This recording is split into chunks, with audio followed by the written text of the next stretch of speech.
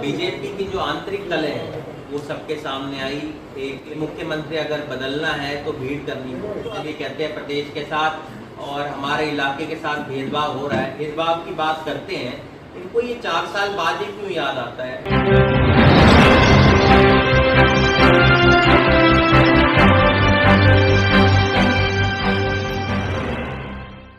रेवाड़ी के विधायक चिरंजीव राव ने शहर की व्यवस्था को लेकर सवाल उठाए। वहीं उन्होंने बिना नाम लिए राव व उनकी बेटी पर भी निशाना साधते हुए कहा कि बेटी रैली में भीड़ के लिए मुख्यमंत्री बदलने और राव को इलाके के विकास के भेदभाव चुनाव के 4 साल बाद चुनाव के नज़दीक क्यों नजर आते हैं। उन्होंने कहा कि मुख्यमंत्री बदलने के बयान के बाद रैली में उस नेता का ना आना और राव की उस रैली में तेवर न दिखाई देना कहीं ना कहीं कमजोरी नजर आ रही है। पिछले दिनों में देखा होगा किस तरह से बीजेपी की जो आंतरिक कलह है वो सबके सामने आई।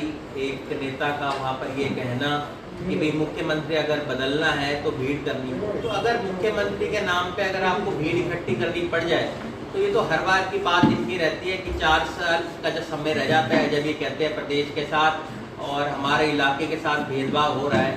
पर मेरा प्रश्न उन लोगों से ये है कि ये जो ये भेदभाव की बात करते हैं, इनको ये 4 साल बाद ही क्यों याद आता है? जो इन लोगों ने यहाँ की जनता से वादा किया था कि मनेठी के अंदर एम्स बनेगा, इन लोगों ने ये क्यों नहीं कहा कि अगर एम्स नहीं बनेगा तो हम अपने पद से इस्तीफा दे देंगे या सरकार के हम दबाव उसके अंदर डालने का काम करेंगे।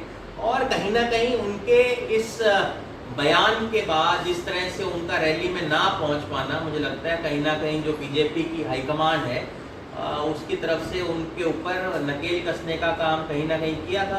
क्योंकि इसी वजह से कुछ उनके जो नेता है जिन्होंने मुख्यमंत्री बदलने का बयान दिया था, उनका ना वहाँ पर आना और जो हमेशा तलक तेवर नजर आते हैं राव इंद्रजीत जी के, वो वहाँ पर ना दिखना कहीं ना कहीं उनकी जो कमजोरी है वो साफ तौर पर दर्शाती है। सतीश यादव का कांग्रेस के शीर्ष नेता के साथ मुलाकात को लेकर चिरंजीव राव ने कहा कि अगर कोई भी कांग्रेस पार्टी के अंदर आने की अगर कोई इच्छा रखता है और उनके पास अगर वो जाते हैं तो मुझे उससे कोई दिक्कत नहीं है। अब अगर कांग्रेस पार्टी के नेताओं को वो बुला रहे हैं और उनसे मिल रहे हैं तो हो सकता है उनकी इच्छा हो कांग्रेस पार्टी के अंदर आने की। इसी वजह से कोई जाता है भाई कांग्रेस पार्टी के नेताओं से, वो तो वही मिलेगा ना जिसको कांग्रेस पार्टी में जाने की इच्छा हो। तो मुझे लगता है हो सकता है सतीश यादव जी की कांग्रेस पार्टी के अंदर आने की इच्छा हो। प्रतिद्वंदी है मेरे प्रतिद्वंदी तो देखो जी, मेरा प्रतिद्वंदी तो मुझे लगता है मेरे लोगों की जो आकांक्षा है उनको पूरा करने का काम मेरा है। जब मेरे खिलाफ कोई चुनाव लड़ेगा, चाहे वो कोई भी लड़े, और चुनाव के समय जो हम चुनाव लड़ते हैं तब हम प्रतिद्वंदी होते हैं। उसके बाद मुझे लगता है आपका एक सामान्य रूप से हमारे रिलेशन लोगों के साथ होते हैं।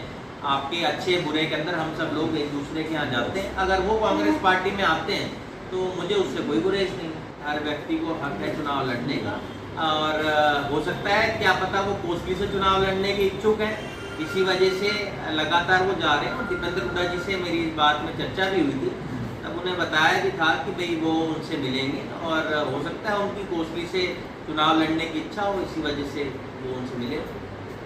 फैसला पार्टी हाईकमान करेगी कि भाई कौन कहाँ से चुनाव लड़ेगा, ये फैसला तो पार्टी को करना है।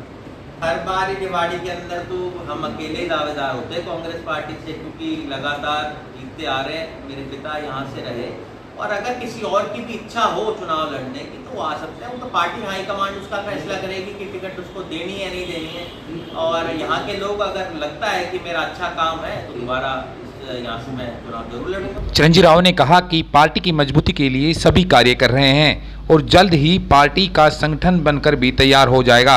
इस अवसर पर चिरंजीव राव ने बताया कि तरह से मैंने तो अपनी विधानसभा में लगातार आप लोगों ने देखा जनसंपर्क कार्यक्रम किया।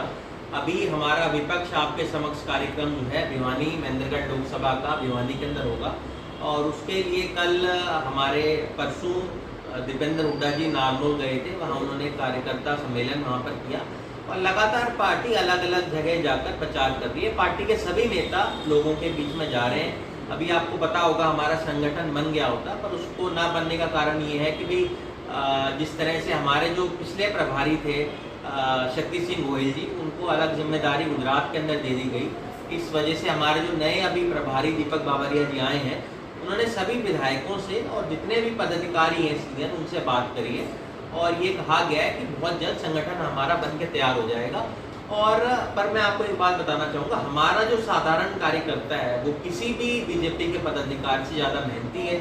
आप लोगों ने पिछले विधानसभा चुनाव के अंदर भी देखा था, जब इन्होंने 75 पार का एक नारा दिया था और लोगों में एक बात बैठा दी थी कि कांग्रेस की 5 सीट भी नहीं आएगी, तब भी कांग्रेस की पार्टी के कार्यकर्ताओं ने मजबूती के साथ चुनाव लड़ते हुए 31 सीटें पार्टी को जिताई। और मुझे लगता है अब तो हम लोगों ने काफ़ी हमारा जो संगठन है और तरीके से मजबूत करने का काम किया है और बहुत जल्द हमारा संगठन प्रदेश के अंदर बन जाएगा।